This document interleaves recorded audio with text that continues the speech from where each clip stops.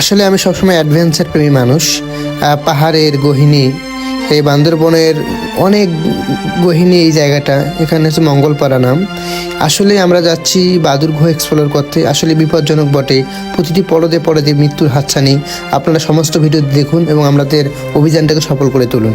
আমরা যাচ্ছি গ্রুপ নিয়ে এবং আমি অ্যাডভেঞ্চার উইথ মিজান আপনাদেরকে দেখাবো এই গহীন অরণ্যের সৌন্দর্য, প্রকৃতির যে অপার সৌন্দর্যে মণ্ডিত একটা জায়গা বান্দরবনের সেই দৃষ্টিকোণ থেকে। আমাদের গন্তব্য